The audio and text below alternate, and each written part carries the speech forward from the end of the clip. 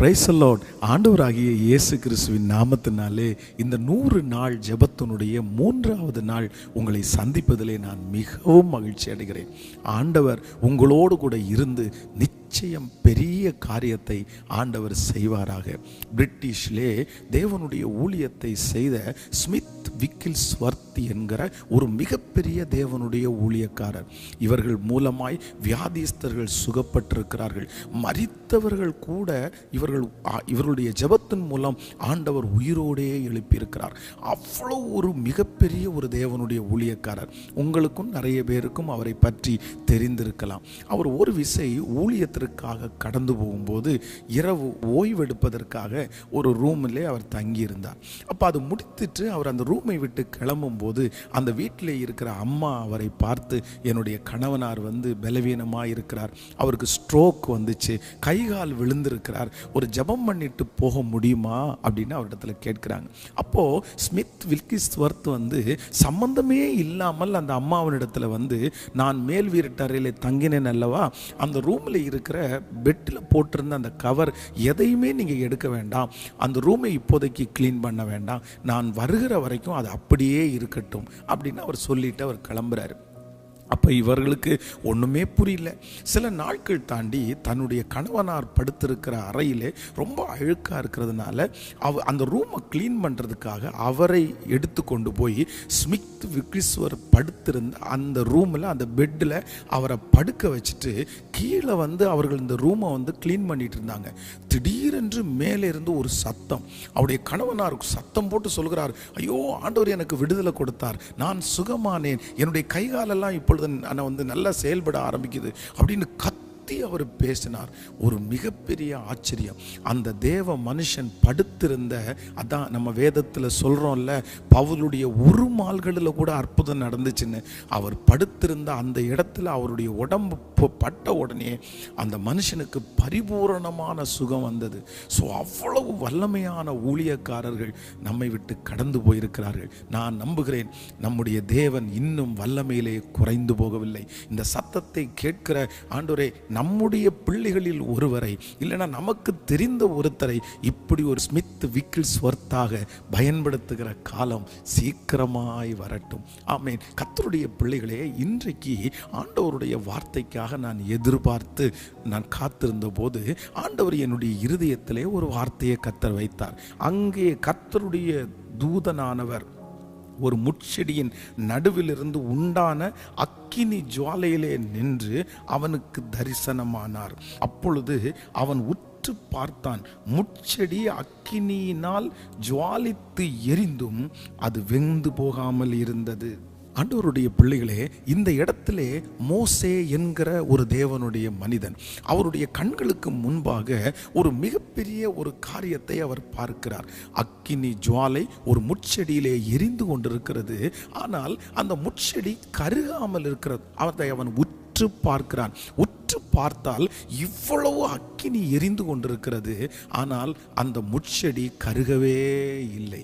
இந்த வசனத்தை ஆண்டவர் பேசும்போது எனக்கு மிகவும் சந்தோஷமாக இருந்தது. இன்றைக்கு இந்த சத்தத்தை கேட்கிற உங்கள் ஒவ்வொருவருக்கும் கர்த்தர் இதைத்தான் வாக்கு கொடுக்கிறார். முட்செடி எரிந்து கொண்டிருந்தும், ஆமேன், அவ்வளோ பெரிய அக்கினி அந்த இடத்திலே எரிந்து கொண்டிருந்தும் அந்த முட்செடி கருகி போகவில்லை, ஒன்றும் சேதப்படவே இல்லை. நான் கர்த்தருடைய வார்த்தையை உங்களுக்கு சொல்லுகிறேன். ஒருவேளை நீங்கள் கடந்து போகிற சூழ்நிலை, நீங்கள் கடந்து போகிற பிரச்சனை, உங்களுடைய வாழ்க்கையிலே கடந்து போகிற இந்த காரியம் ஒருவேளை அக்கினியை போல கொழுந்து விட்டு எரிந்து கொண்டிருக்கலாம். அதை பார்க்கிற பலர் சொல்லலாம், இவன் இந்த அக்கினிக்கு தப்ப மாட்டான், இவன் இந்த பிரச்சனைக்கு தப்ப மாட்டான், இந்த சூழ்நிலையினாலே இவன் அழிந்து போவான், ஐயோ இவன் மேல் ஒரு பெரிய அக்கினி, இவள் மேல் ஒரு பெரிய அக்கினி இவங்க பிள்ளைகள் மேல் எரிந்து கொண்டிருக்கிறது, இது சீக்கிரமாய் சாம்பலாகும் என்று சொல்லலாம்.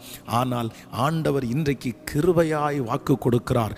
அக்கினி எரிந்து கொண்டிருந்தும் தேவனுடைய மனுஷன் உற்று பார்க்கும்போது ஒரு சேதம் இல்லவே இல்லை. நான் விசுவாசிக்கிறேன், இன்று கர்த்தருடைய வார்த்தை உங்களுக்கு நேராய் வருகிறது. இந்த பிரச்சனை உங்களை ஒன்றும் செய்ய போவது இல்லை. இந்த அக்கினி உங்களை கருகி போட போவது இல்லை. இது உங்களுக்கு கண்டிப்பாக தீமையாய் அமைவதில்லை. கர்த்தர் வாக்கு கொடுக்கிறார், இந்த அக்கினி உங்களை சேதப்படுத்தவே முடியாது.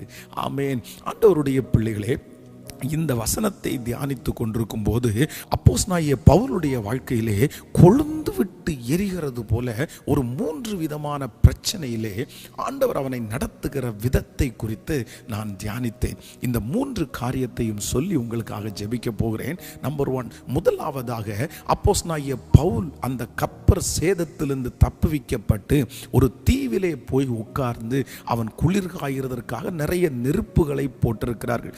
சுற்றி நிறைய பேர் அந்த தீயிலே அவர்கள் குளிர் காய்ந்து கொண்டிருக்கிறார்கள். ஆனால் நிறைய பேர் தூக்கி விறகுகளை போடுறாங்க. ஆனால் அப்போஸ்தலனாகிய பவுலுடைய கைகளிலே இருக்கிற அந்த விறகு துண்டில் பார்த்தீங்கன்னா ஒரு விரியன் பாம்பு அப்படியே அவனுடைய கையை கவ்வி கொண்டது. அப்போ அங்கே இருக்கிற எல்லாரும் சொல்றாங்க, ஐயோ எப்படி எப்படி இது விரியன் பாம்பு இவன் கையில் கவ்வி பிடிச்சிருச்சே, இவன் அவ்வளோதான், இவன் செத்து போயிடுவான், இவனுடைய நுரை வாயில தள்ளி இவன் மடிச்சு போறான் அப்படின்னு எல்லாரும் பார்த்து கொண்டே இருக்கிறார்கள். ஆனால் இவ்வளவு பெரிய பிரச்சனை கொழுந்து விட்டு எரிந்தும் அங்கே சுற்றி இருக்கிற அத்தனை பேரும் அப்படிதான் சொல்லுகிறார்கள். இது சின்ன பிரச்சனை எல்லாம் இல்லை, இது ரொம்ப பெரிய பிரச்சனை, இது சின்ன போராட்டம் எல்லாம் இல்லை, இவனை இப்போ கையிலே கவ்வி கொண்டது சாதாரணமானது இல்லை, அது விரியன் பாம்பு, பெரிய பிரச்சனை. ஆனால் வேதம் சொல்லுகிறது அப்போஸ்தலனாகிய பவுலுக்கு அது ஒன்றுமே செய்யவில்லை. நான் நம்புகிறேன் அவ்வளவு மிகப்பெரிய இந்த பிரச்சனை அப்போஸ்தலனாகிய பவுலை சேதப்படுத்தாதது உண்மையானால் இந்த சத்தத்தை கேட்கிற உங்களுடைய வாழ்க்கையிலையும் கர்த்தர் வாக்கு கொடுக்கிறார், நீங்கள் தைரியமாயிருங்கள், இது உங்களை சேதப்படுத்துவதே இல்லை. ஆமென். இரண்டாவதாக அப்போஸ்தலனாகிய பவுலுடைய வாழ்க்கையிலே கொழுந்து விட்டு எரிகிற அடுத்த ஒரு பிரச்சனையை நம்ம வாசிக்க முடியும். எங்கே என்றால் வேதம் சொல்லுகிறது, பவுலும் சீலாவையும் அவர்கள் பிடித்து கொண்டு போய் காவல் சிறைச்சாலைக்குள்ளே போட்டு கை கால்களை எல்லாம் கட்டி தொழு மரத்திலே கட்டி வைத்திருக்கிறார். அப்ப அந்த இடத்துல அப்போஸ்தலனாகிய பவுலும் சீலாவும் ஆண்டவரை துதித்து பாடிக்கொண்டே இருக்கிறார்கள். சோ இது ஒரு மிகப்பெரிய ஒரு பிரச்சனை. அந்த சிறைச்சாலைக்குள்ளே போனால் வெளியே வருவது கடினம். அந்த சிறைச்சாலைக்குள்ளே அவர்களுக்கு தாக்குதல்கள் நடப்பெறும். அங்கே இருக்கிற அதிகாரிகள் அவர் மேல் ரொம்ப கோபமாக இருக்கிறாங்க.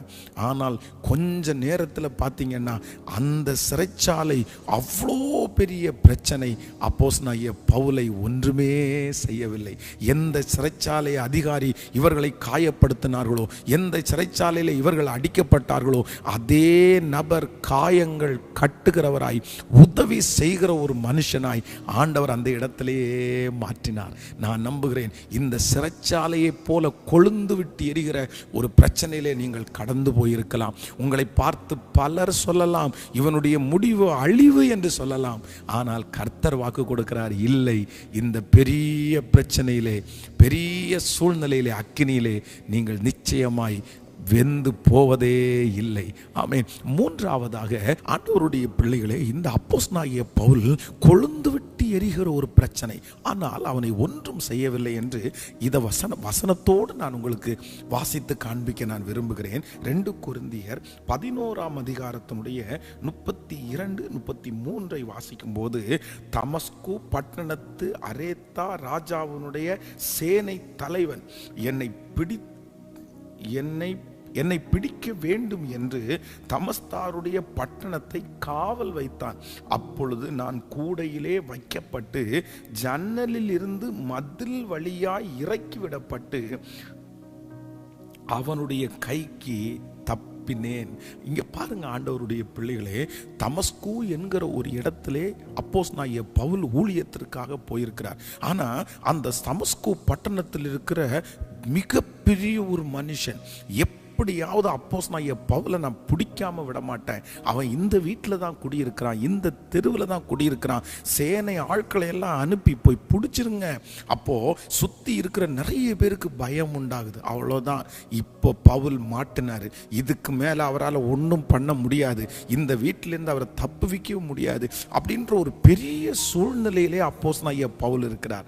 ஆனால் ஒரு மிகப்பெரிய அற்புதம் நடக்கிறது. அந்த இடத்துல ஜன்னல் ஜன்னல் வழியாய் ஒரு கூடையில வச்சு இறக்கி விடப்பட்டு மதில் வழியாய் யாரும் கண்டுபிடிக்க முடியாம அப்போஸ்தலனாகிய பவுல் தப்புவித்து இன்னொரு ஊழியத்திற்காக அவர் கடந்து போகிறார். கொந்தளிக்கிற பிரச்சனை, ஐயோ அக்கினி எரிந்து கொண்டிருக்கிறது, ஆனால் முட்செடி ஒன்றும் ஆகவில்லை. இன்றைக்கு இந்த 3வது நாள் ஆண்டவர் இந்த சத்தத்தை கேட்கிற உங்களிடத்திலே தெளிவாக பேசி கொண்டிருக்கிறார். மகளே, நீ ஏன் பயப்படுகிறாய்? மகனே, நீ ஏன் கலங்குகிறாய்? ஏன் உங்க பிள்ளையை குறித்து, ஐயோ இவ்வளோ பெரிய பிரச்சனையில எங்க குடும்பம் ஒன்றும் இல்லாமல் போயிரும் போல, அவ்வளோ பெரிய பிரச்சனைக்குள்ள நான் இருக்கிறேன் அப்படின்னு உங்களுடைய இருதயம் கலங்கி கொண்டிருக்கலாம். உங்களை பார்த்து தான் ஆண்டவர் இன்றைக்கு தெளிவான ஒரு வார்த்தை கொடுக்கிறார். அந்த அக்கினி எரியட்டும், எவ்வளவு தூரம் எரியணுமோ அது எரியட்டும். ஆனா ஒன்று நினைத்துக்கொள், அது எரியுமே தவிர உள்ளே இருக்கிற உன்னை சேதப்படுத்தவே சேதப்படுத்தாது, உன்னை கருக பண்ண முடியவே முடியாது. இன்றைக்கு நான் ஆணித்தரமாய் வாக்கு கொடுக்கிறேன், இந்த 100 நாட்களும் தொடர்ந்து ஜெபிப்போம். ஆண்டவர் நிறைய பேருடைய கண்கள் அவ்வளோதான் அப்படின்னு நினைக்கலாம். உங்க சொந்தக்காரங்க நிறைய பேர் உங்களை பார்த்து சொல்லலாம், அவ்வளோதான் அவனுடைய வாழ்க்கை, அவ்வளோதான் அவனுடைய பிள்ளை வாழ்க்கை, எரிஞ்சிட்டே இருக்குது, இந்த அக்கினி அதை பட்சிச்சிரும். ஆனா கர்த்தர் உங்கள் பக்கத்தில் இருக்கிறார், கர்த்தர் உங்களோடு கூட இருக்கிறார், ஒன்றும் உங்களை சேதப்படுத்தாது. ஸோ நான் உங்களுக்காக ஜெபிக்கிறேன். இந்த ஜெபத்தை என்னோடு கூட சேர்ந்து நீங்கள் கேளுங்கள். தகப்பனே, நன்றி ஏசப்பா, இந்த 3வது நாள் உங்க சமூகத்தில் நாங்கள் வருகிறோம். நீர் இன்னைக்கு வாக்கு கொடுத்தீர், அக்கினி கொழுந்து விட்டு எரிந்து கொண்டிருந்தோம், அந்த முட்செடியிலே ஒரு சேதமும் இல்லை, ஒரு சேதமும் இல்லை. இந்த சத்தத்தை கேட்டுக்கொண்டிருக்கிற ஒவ்வொரு பிள்ளைகளும் கடந்து போகிற இந்த பாதை அழித்துவிடும் என்று அவர்கள் நினைக்கலாம், அழித்துவிடும் என்று சுற்றி இருக்கிறவர்களும் சொந்தக்காரர்களும் நினைக்கலாம். ஆனால் உம்முடைய கரம் இருக்குமானால் அது ஆண்டவரே, நெருப்பிற்கு முன்பாக ஒன்றும் நிற்க முடியாதுன்னு எங்களுக்கு தெரியும். நெருப்பு வந்துச்சுன்னாலே முட்செடி அதற்கு முன்பாக தாக்கு பிடிக்க முடியாதுன்னு எங்களுக்கு தெரியும். ஆனால் ஆண்டவரே, நீர் இன்றைக்கு நிரூபிக்கிறீர், உங்க தயவு இருக்குமானால் எவ்வளோ பெரிய அக்கினியும் அது பலவீனமான அந்த முட்செடியை தாக்க முடியாதுன்னு எங்களுக்கு தெரியும் ஏசப்பா. இந்த வார்த்தை கேட்டுக்கொண்டிருக்கும் போது எங்க பிள்ளைகளுக்கு ஒரு அற்புதம் நடப்பதாகப்பா. ஆண்டவரே, உங்க பிள்ளைகளை அனுப்புகிற ஜெப குறிப்பை பாரும் ஆண்டவரே, அவருடைய வாழ்க்கையில் ஒரு அற்புதம் நடக்கட்டும் ஏசப்பா. இந்த 100 நாட்கள் முடிகிறதற்குள்ளே ஆண்டவரே, ஒரு இரக்கத்தை நீர் எங்கள் பிள்ளைகளுக்கு செய்ய போகிறதற்காக உமக்கு நன்றி, நன்றி அப்பா, நன்றி அப்பா. அடுத்த ஒரு படிக்கு கொண்டு போவீராக, குடும்பத்தில் ஒரு சமாதானம் வருவதாக, புதிய முயற்சிகள் செய்ய ஆரம்பிப்பார்களாக. எந்த காரியம் அவர்களுக்கு மன வருத்தத்தை கொடுக்கிறதோ, எந்த காரியத்தினால சோர்ந்து போய் பயந்து போய் இருக்கிறார்களோ, ஐயோ இவ்வளோ பெரிய அக்கினி என்னால் எப்படி தாண்ட முடியும், இந்த ஆப்ரேஷன் இல்லைன்னா இந்த ட்ரீட்மெண்ட்டை நான் எப்படி தாண்ட போறேன், அக்கினி இவ்வளவு எரிஞ்சிட்டே இருக்குன்னு பயப்படுகிற ஒவ்வொரு பிள்ளைகளுக்கும் இப்பொழுது நீர் ஒரு தைரியத்தை தருவீராக ஏசப்பா. நன்றி ஆண்டவரே, உங்க மகிமை அவர்களை தாங்கட்டும். வீட்டில் இருக்கிறவங்க, வெளியூர்ல பிரயாணம் பண்ணுகிறவங்க, வேலை செய்கிற ஒவ்வொருத்தரையும் உம்முடைய கரத்தின் நிழலினால் மூடுவீராக ஏசப்பா. ஆண்டவரே, இந்த கம்ஃபர்ட் திருச்சபைக்காய் உழைக்கிற, கொடுக்கிற, ஜெபிக்கிற ஒவ்வொரு பிள்ளைகள் எங்கிருந்தாலும் அவர்கள் ஆசீர்வதிக்கப்படுவார்களாக. தேவ கிருபை உம்முடைய பிள்ளைகளை சூழ்ந்து கொள்ளட்டும். மனதார நான் ஆசீர்வதிக்கிறேன். இயேசுவின் மூலம் ஜெபம் எடுக்கிறோம் நல்ல பிதாவே, ஆமென், ஆமென். God bless you. ஆண்டவர் உங்களை ஆசீர்வதிப்பார். தவறாமல் இந்த 100 நாட்களும் கலந்து கொள்ளுங்கள். இந்த செய்தியை முடிஞ்ச வரைக்கும் நிறைய பேர் வார்த்தைக்காக எதிர்பார்க்கிறவங்களுக்கு கொண்டு போய் சேருங்கள். மறுபடியும் நாளைக்கு உங்களை சந்திக்கிறேன். God bless you. Praise the Lord. Praise the Lord.